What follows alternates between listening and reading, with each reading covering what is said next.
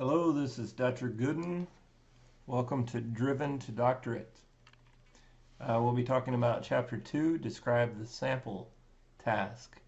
Here you're asked to describe the sample that will be or was obtained, depending on whether you're doing the proposal or the manuscript. One thing I'll say is please fill out the pre-feedback, pause and fill out the pre-feedback to let me know why you came to this video. And then at the end of the video, please fill out the post-feedback. Just a short list of questions. And that will help me a lot to improve the videos. So, with regard to this item, it's pretty simple. Basically, we want to say, obviously you've described the population, and so you're going to pull the sample from that population. You want to give sample size, and you want to provide rationale. So maybe if you're doing a qualitative study, it might be 12 to 18 based on yens, and maybe a Miles and Huberman, 12 to 18 participants based on what these different methodologists suggest. Or it might be, if it was quantitative, it could be, 278 is the minimum based on a power analysis with, and then you want to say what you were planning in the power analysis and what effect size you used, all of that information.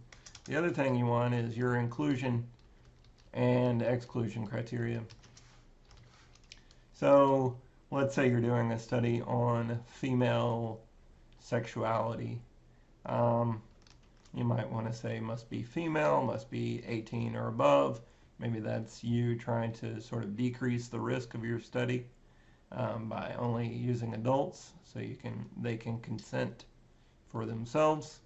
Must have experienced remarriage after a divorce, and maybe you have something in there. You want them to have been remarried for at least 6 months or something like that.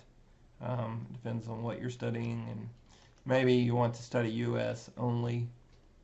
And then in exclusion criteria, you might say, well, I said 18 plus, so that could include 90-year-olds. I want to, if there's any evidence of cognitive decline, I don't, those people might not be able to consent for themselves, and they're not going to be useful for that study, perhaps. Not in a currently abusive relationship. That could be a pertinent exclusion criteria. And so basically you're saying the sample size with the obvious, descriptors that the population would have, but also how you're going to choose. You might even, it would be good to put in sampling method. So is it purposeful or purposive? Is it random selection? It rarely is. Is it convenience? So you're going to point out things like that. A convenience sample of 12 to 18 participants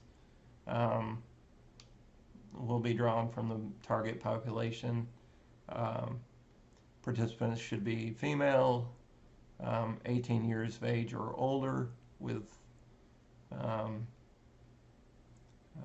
a remarriage after a divorce of at least 6 months within the United States, no cognitive decline. You don't always have to have exclusion criteria because they're often just the opposite of the inclusion criteria. For instance, no males. Once you get into gender, you might want to get into whether it's biological or gender identified. So those are just some things to think about when you are describing your sample. I'll talk to you again shortly.